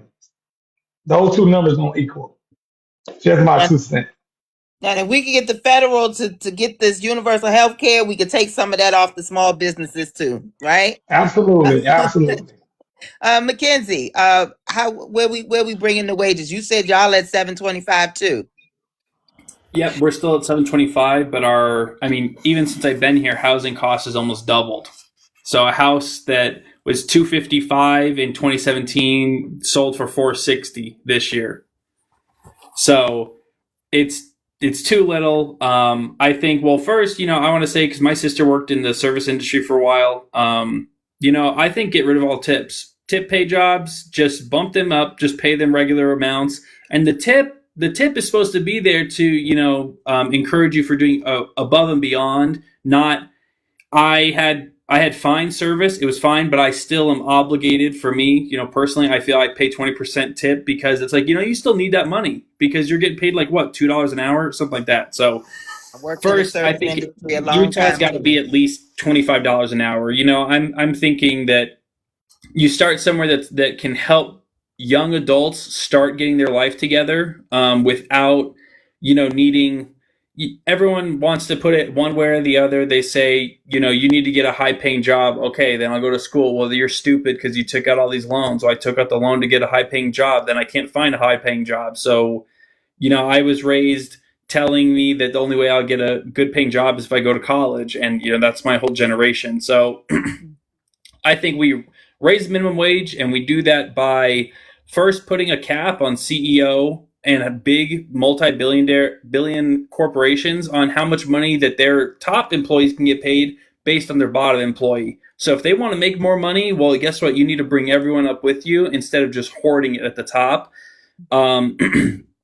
And someone's talking about shareholders. And the interesting part with capitalism is the United States is one of the worst or I guess one of the best in terms of shareholder capitalism, which is the business is only focused on generating the most money for the shareholders. And there's another type of capitalism called stakeholder capitalism, which the business is focusing on who are the people who have stakes in this company, right? So if a medium-sized business that provides a lot of jobs for the area, they know that they are integral. It's a symbiotic relation with the workforce around them, right? We need to pay our people enough money so they continue to work here so we can continue to make money. We need to get back to that more personal kind of business model that sees the people in their community as someone that they also help take care of. Because at this point, the government's not helping take care of anybody, and the corporations sure as shit aren't going to. They'll milk you dry out of every avenue. I mean, they're talking about things like the seat warmers in your car being a subscription service. That's not innovation. That's just peeling away things that you already had and then selling it back to you on a monthly subscription, because everyone knows a recurring payment is better than a one-time payment. If someone gives me $100, I'd much rather have $10 every month for the rest of my life than $100 one time. So this is just, they're finding ways of being creative and creatively siphoning money out of your pocket. And I was at the Utah Democrat convention yesterday and the day before, and they call it as opposed to the trickle down economics, they call it the suck up economics, because they're just extracting value out of us. And as people have said on here, once that money goes up, they invest it in the stock market, and we never see it in the market again. We never see it in the economy. We just see it in the stock market. It's really a fake value, really, because we look at, we say the Dow's over 50,000. It's like, put your finger to someone's neck and tell them, that's how you get the pulse of society. How are people feeling? And we're all struggling. So I think that you have to do better than whatever, just saying that the economy looks good. Absolutely. I hear you 100%. I see a couple of folks got to go. Mike, thank you for joining us. Make sure you take care of yourself today. Xavier, I know you said you had to go too. If there's any candidates in the comments who would like to come up and join the conversation, please just request up or put your hand up and I'll send the invite for you. But we can, if you need to go, that's understandable. I just had one more question to, we're going to go around. And if you want to answer this before you go, Xavier, it'd be great, because this really kind of pertains to you more importantly. So our election system, as great as it has been, it is facing some trust issues. People are like opting out. So how are we going to make sure these numbers are up these midterms? And what changes would you like to see for the betterment of our election system? Whether it's at federal level or state level. Xavier. It's to me, it's something I've been talking about on the trail in all the different counties that I run to, because in Iowa there's 21 counties in my district I have to run to. But one of the things that I've been warning every Democrat about is the Democrats aren't winning. Sorry, they're not. The Republicans are losing. That's the thing you have to keep in mind. Republicans have been shooting themselves in the foot left and right. And so what ends up happening is that the Democrats win by accident. I actually ask people when I sit down with them, I say, someone in here tell me what is different about the Democratic platform than it was 2 years ago or 4 years ago or 6 years ago. And it is met with absolute silence. And people are just sitting there shrugging like, I can't think of anything. I'm like, exactly. So why are the Democrats winning now? It's not because of anything that they have done. It's because the Republicans have just sat there and basically shot themselves in the junk time and time again. So now, how do we do something about it? Now, I'm typically an independent. I don't typically caucus as a Democrat. I typically caucus as an independent, meaning that I look at things holistically. Now, more often than not, I agree with the policies that the Democrats put forward. However, they have absolutely none of the Constitution to actually implement or try to fight for those things. And that has caused a disenfranchisement across the board. More importantly, a disenfranchisement by those Democrats who are now former Democrats. They're sick and tired of this stuff. There was one door in particular that I knocked on here in the Des Moines metro area, where when I knocked on the door, the guy opened it up. He's like, how can I help you? And I'm like, hey, I'm here knocking on a door for myself and somebody else. And he's like, wait. Is this for politics? I'm like, yeah. He's like, what party are you in? And I'm like, well, I mean, it's not a big deal. He's like, no, what party are you in? And I'm like, I am running as a Democrat, but I actually caucus as an independent. Before I could get the word independent out, this guy went nuclear. I mean, yelling and screaming at me. And here's the thing. The only reason why I knocked on his door was because I was using Minivan, the Democratic app. This guy was a former Democrat, so frustrated with the party that he now screams and yells at any Democrat that knocks the door. What does that tell you? That you have to change fundamentally how the Democrats are approaching politics in general to encourage them to go out and vote, to encourage the now independents maybe to re-register as a Democrat, or at least to get out and do something about it. Because while the Democrats may have great policies, they have none of the follow-through. And the thing is they look at the Republicans. Sadly, the Republicans have all the follow-through on the worst possible policies, but at least they're getting something done. So if you want to get people voting, if you want to encourage them to show up, we have to get people in office who are actually going to do things that fundamentally improve the lives of the working class, of the people who've been disenfranchised. That's the fix out of this. But I'm already 3 minutes late to my next thing. This Okay. has been fantastic as always. OVC, I love you guys. ButterMel, Ayana, all of you are fantastic. Cynthia, Brad, Vincent, all of you, wonderful to meet you. I wish you the absolute best on your races, guys. Take care. Thank you. Go ahead, Brad. And I'm gonna have my two Georgians left with me, and we're gonna answer this up, and then everybody can enjoy the rest of their Sunday. Go ahead, Brad. What would you like to say about our election system?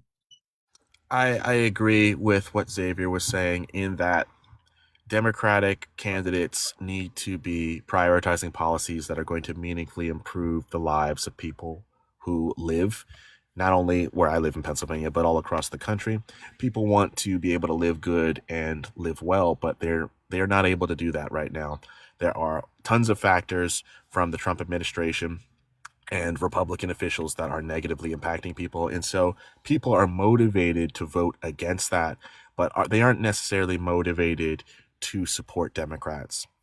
I don't think that is true for most people, but what we can do is we can show up at their doors and we can talk to them. I spend a lot of time talking doors. I'm actually parked in front of my next door right now. And you need to talk to these folks and let them know that you're going to meet them where they're at. That is very important. And you need to differentiate yourself from the run-of-the-mill Democrat, because it's going to be likely that for this election cycle, that Democrats are going to be doing much better because of the state of the country. But you need to offer more than that.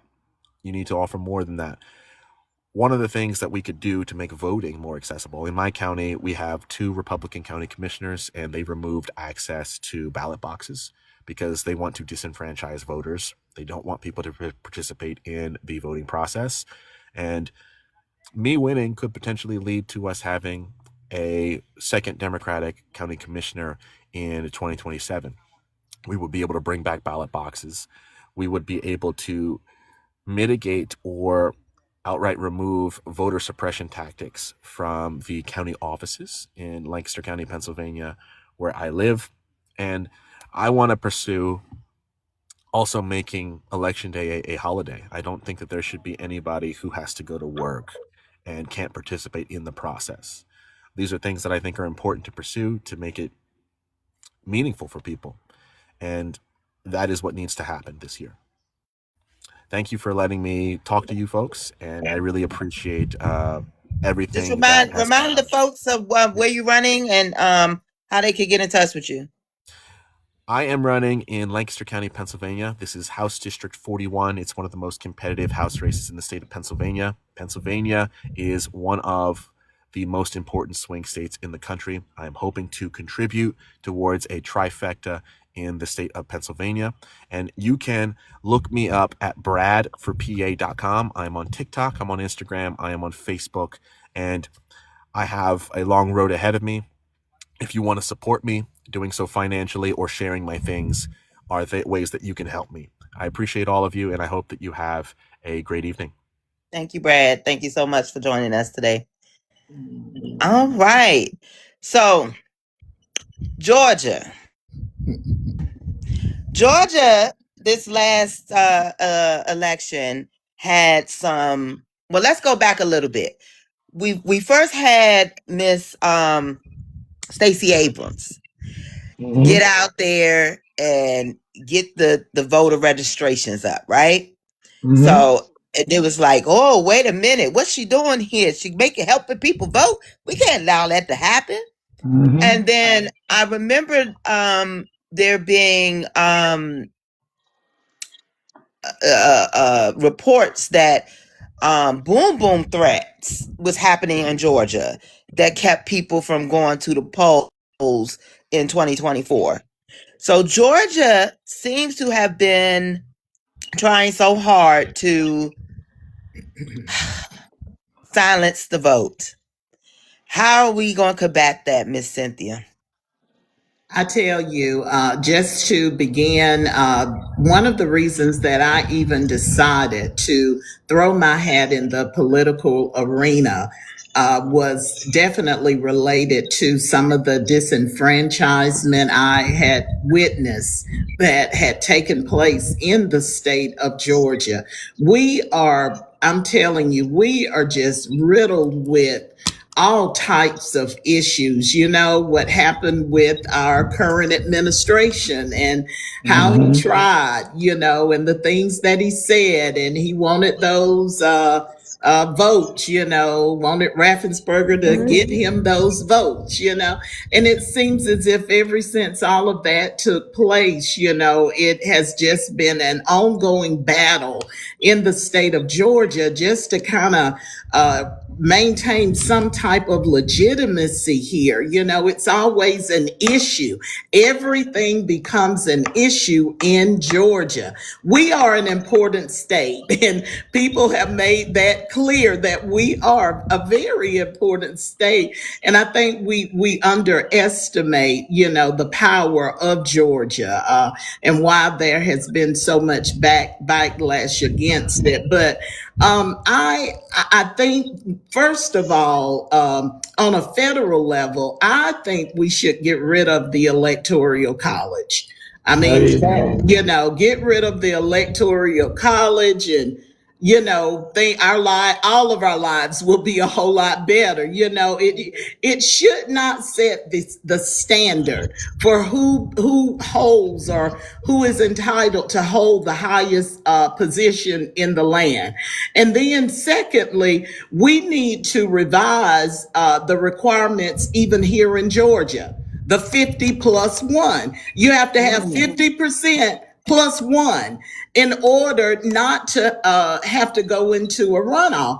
That needs to change. I mean, these things like this are things that are designed to keep us to keep us living in the past rather than being able to move into the future of where we need to be as a people, as a state, and even as a country. So those are my biggest things. I could go on and on and on about it, but those main things: get rid of the electoral college on the federal level, and then get rid of the requirement, on the state level, where you got to have 50 plus one votes in order, not to have to go into a runoff. And I know Mr. Vincent has a lot he can say about that too, but those are my two main things.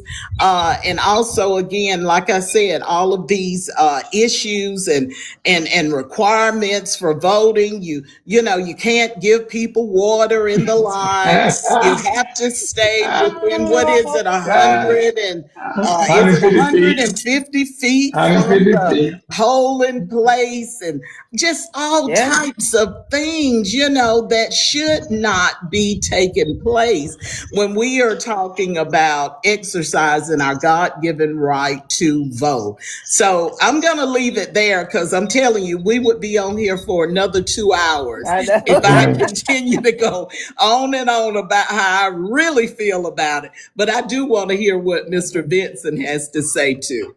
Absolutely. And just before you go, Mr. Vincent, Georgia's primary date is coming up, May 19th. Tomorrow.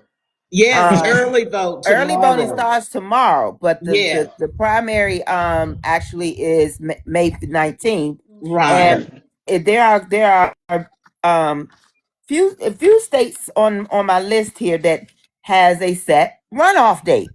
So, and Georgia, of course, is one of them, and that is that's a travesty in itself. Yeah. So, Mr. Vincent, I'll go ahead and tell us how you would improve our election system, and then I have a question for you two in particular that is just for you two. So, go ahead, Mr. Vincent. All right, yeah. With Miss Cynthia, you are spot on, man. When I tell you the Republicans in Georgia have really come out to our voting rights here in Georgia, and with Senate Bill 202, that's the most talked about bill ever, with all the requirements of absentee voting, like how man with limited ballot boxes, shorten the time for absentee voting, make it illegal to give food and water. I'm standing in the hotline, you can't give no water to people. And just basically doing so much, taking giving the legislators rule over the Secretary of State. Again, just basically trying to block the vote and the ballot. They really try to go in there and reduce, eliminating Sunday. That they call it souls to the polls. States even them name that, and they try to go at that. They try their best to take us back, and that's not working with Georgia voters. We turn out in numbers each and every time they reset our voting rights.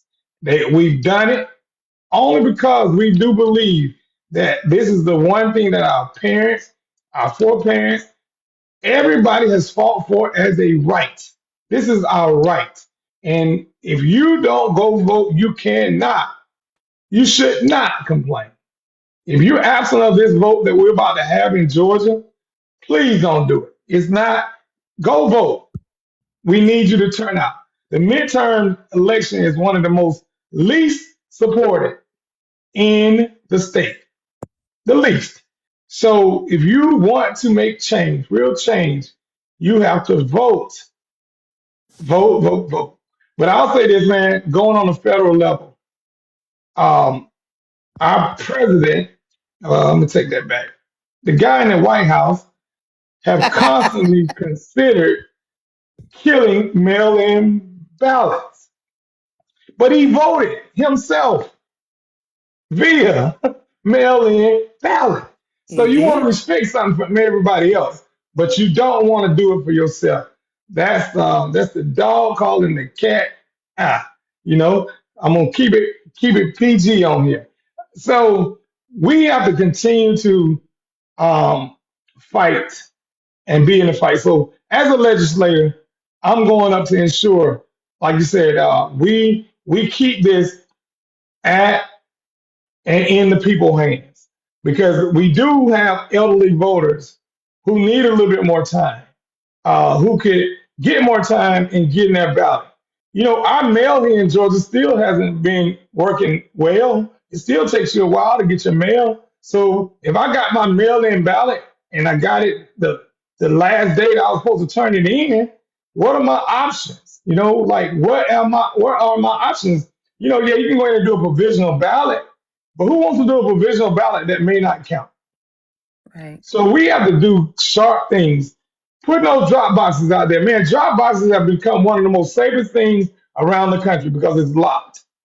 Giving people the ability to drop their ballots off at any time that's necessary for them. That is called democracy at work, not taking it out, because there's no fraud, as the right would want you to believe, in our elections. We have had one of the most safe elections via all the Secretary of State, even Georgia, where the Republican Secretary of State said Georgia election has been nothing but far the best in years.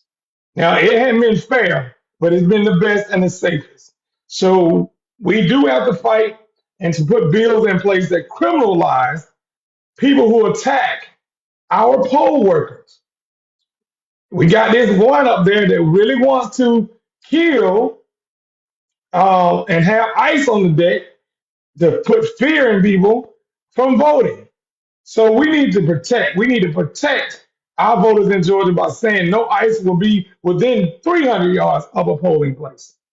Because we don't want nobody, no deputy sheriffs threatening people, nobody. Give it a free and fair election and let us, and I do agree, let's get rid of the 50+1.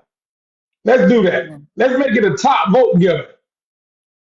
And then what that does, that puts the onus on everybody's vote. Yep.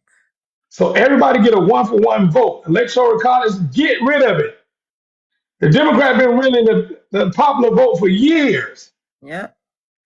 But we have this torn, outdated policy that doesn't work for anybody. Absolutely. And I'm with Miss Cynthia, man. We could go on and on about this, but I'm gonna have to run in a little bit. But yes, absolutely. Right. And yeah, we're shutting down in just a second. But Georgia has been in the news when it comes to this voting. I mean, they just recently went down there and got some ballots or something they took away, and we talking about Miss Fani was in the news about whatever. We talking about Miss Freeman. They tried to say they was like it. Just Georgia has been in the news about these elections, and so I really hope that y'all state can bounce back and gain the trust of the people again. Most people probably know that. Real quick, Ms. ButterMel, somebody put in a comment, I thought the bill was shut down in Georgia. No, House Bill 202, Senate bill, it passed. So it is illegal for you to give water to anybody in line here in Georgia. So that did pass. Some of the most recent stuff that they were trying to do did not pass. They did not get that passed, but that is law in Georgia. You cannot get water. You can't be within 150 feet of a voting polling place. Right.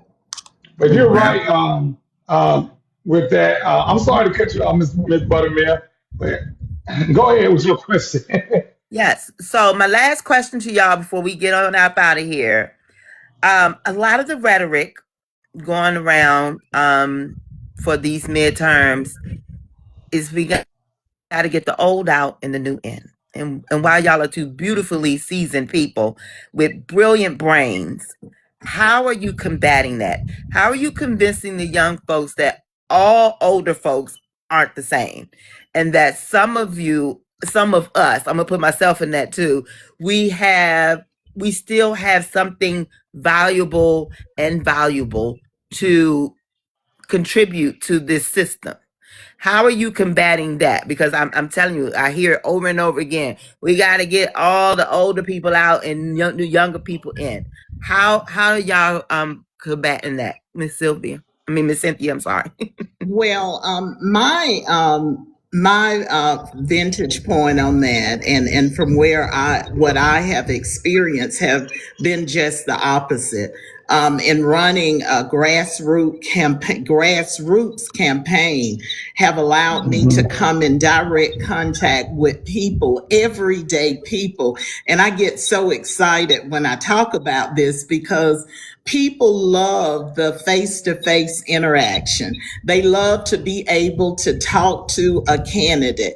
They want to feel like they are important to the person that is saying, okay, I'm willing to go to the state house and represent you. They get all excited about that. And the first thing they want to know, okay, how can we trust you to do what you say you are going to do? And one of the things I have told my constituents, and I've had from the phone banking, my volunteers call, and then there are people that want to talk to me directly. And I actually have had the privilege to call them, the ones that wanted the direct contact with me, and had up to an hour-long conversation with them. They just want to know that somebody truly cares. They want someone they can trust. Enough of this voting for people and sending people to these positions, and they never see them again. I can't tell you the number of people in the districts, and I'm running to represent District 148, which covers 5 different counties. And in each one of those counties I've gone in, with the exception of my county, which I'm representing, which is one of the bigger ones, when I ask the question, who is your state representative? I don't know. They have no idea who is representing them. They have no idea. And to me, that is a travesty. You know, having someone that people have sent, you know, in these positions and have been sitting there. Many of them have served more than one term. Okay. And to have the constituents not even know this person's name, not even being able to pick their picture out of a lineup, if I can use that analogy, yes. They don't know who they are. So the interaction, the grassroots, you know, campaigning has been has been working for me. Getting out there in the highways and hedges, as we say in Georgia, and just connecting, having those people connections, talking to people, finding out what they really want to see take place, you know, when we do get in office. And then to give them concrete things that, you know, you all brought up today, things that they can see right away that will take effect, where they don't have to wait 4 and 5 and 6 years down the line to see it working. This is what they really want. But I have yet to have anyone to say to me, I don't think that you're too old, or you know, your age would be a factor. I think it actually builds trust. And I think what they see is that, you know, because we are seasoned, Mr. Vincent, that they know they can trust us to do what we say we're going to do. We're not one of those young fly-by-night, you know, politicians. You know, we really, truly care about the people that we intend to represent. And I think that resonates really well, especially from what I have seen on the ground, where I have been in the rural part of Georgia. So I do have a lot of young people that have joined my campaign and have supported me. So again, I think it's the trust. It's feeling as though, you know, they see the integrity, and that's a big issue. You know, they look for people who have a pure background. You know, they are in people of integrity, people they can trust, people that they know in the community, that are leaders in the community, that they can point to and say, oh, I know them. Right. Yes, if they get up there, they are definitely going to be good. They will do exactly what they say. And that has made all the difference to me. So it's a trust factor. It's connecting with everyday people and then doing what you say you're going to do, and then them being able to trust that you will do that and be a voice for them. I'm glad you said that, Miss Cynthia. That was the first thing that came to my mind after listening to your town hall was like, I trust her to go in there and do exactly what she says she's going to do. That is the feeling that exuded off of that screen that day. So I 100% agree. Mr. Vincent, I could probably say the same about you too. But what do you say to combat that rhetoric? You're on mute, so because I had to mute you so it wouldn't be an echo. But go ahead and click off mute and tell us how you combat that. Hey, absolutely. And that is spot on, Miss Cynthia. Same thing I'm hearing. I'm running a grassroots campaign as well. I started, as a former mayor, council, I started setting the stage for what I would get done and how I would get it done. And I have a group of people who are following me, not because they think that I'm just this fly by night candidate that's over the hill, but because I'm this candidate that really believe in making people first. We're touching folks. I've knocked over 5,000 doors and I'm out here every day. I was out there today knocking doors when this town hall kicked off, out of breath, don't walk 3 miles today. And I ran into some voters today, and this has been throughout, and it echoes what Miss Cynthia said. Nobody knows who the candidate who's sitting in the seat. Nobody knows them. So accessibility was a lot of their questions. How accessible will I be to you, Mr. Williams? Well, let me give you my number and let me make sure you got it. This is my personal number, been in effect for 20 years. You're not getting a staffer. You're not getting a go-between. You can come directly to me because you are and how we come up with laws in this state. So I'm going to make it my one standalone policy for me that my constituents will hear from their state rep on the regular, through maybe town halls, through it may be text, through it may be emails. I want them to know and feel connected to a campaign that has one. Everybody out here saying, "Vincent, your campaign got oh man, they see your names everywhere, man. Your signs are everywhere." This campaign is full of energy, and you don't get nobody who sitting around the fire thinking that where I may be in my 50s, baby, I'm not done. And I don't think they see that in a candidate in me. They don't ask me that question. Do you need to step aside? They're saying, Mr. Williams, step up. Step up. So I'm stepping up to work on behalf of the citizens of 117 to go up to the Georgia Capitol to make sensible laws that affect their lives, that they can go and they can live a happy and wealthy and sustainable life right here in Georgia. It's not about who I am. It's about who they are. I want to meet people where they are. And of course, my slogan as I leave you, people first and community always. And that is who I am. And listen, you can find me at VincentWilliams2026.com. Join the crew. I got a bunch of young folks on it. Join, come in, help, or donate. I need your money. So you put a candidate that really cares about people in the office. Absolutely. And Miss Cynthia, tell the people how they can support you. They can find me at CynthiaIgnitesHope.com.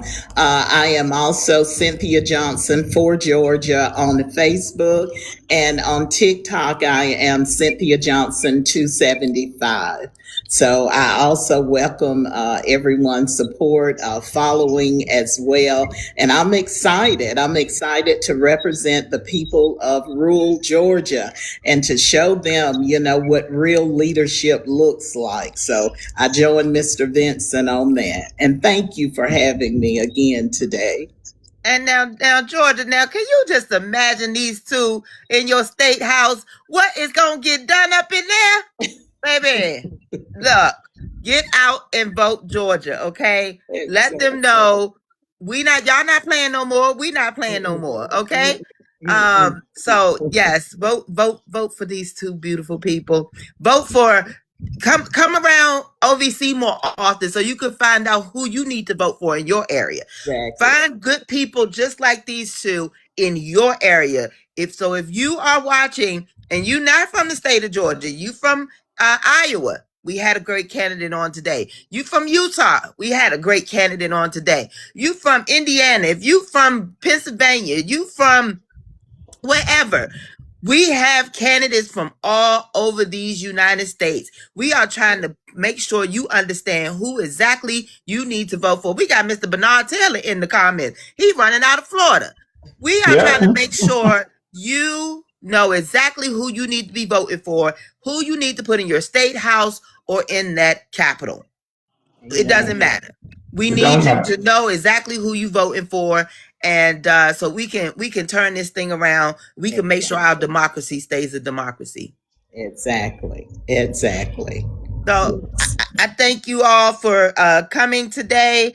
As always, I absolutely love our round tables, talking to all of these great minds, making sure we all on the same page, and that, like I said, we're going to turn this thing around. OVC is trying to be a part of the solution. We want to make sure people, Ms. Cynthia, you said earlier, you ask people who their state representative is. Half of them don't know who their federal representative is either. Right. Exactly. They don't even know they got a state representative. They just think it's just the one person that represents them, and that's that.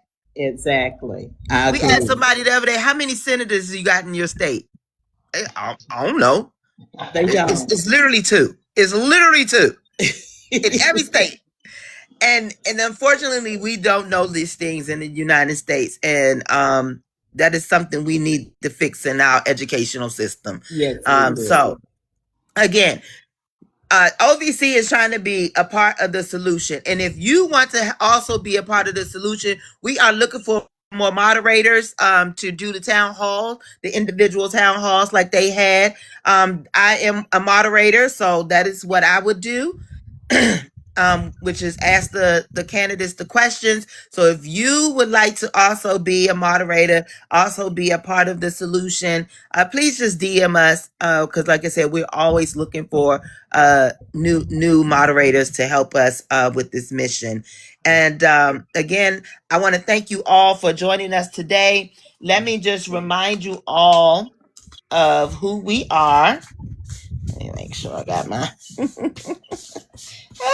look, I got in here late and didn't have all my stuff in order. Where's my stuff? Here we go.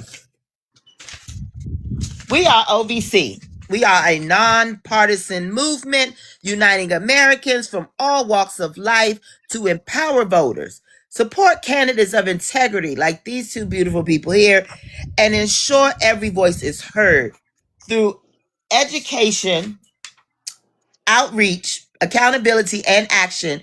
We're building a stronger democracy, one informed vote at a time. So make sure you continue to keep joining us for our roundtables, for our town halls, for our informational lives, because your vote is your power. I thank you all. Y'all have a good evening. Thank you. Thank you, Ms. ButterMel. Y'all been thank you. Nice to meet you, Miss Cynthia. You too, Congratulations Mr. and best of luck to you. I'll be following.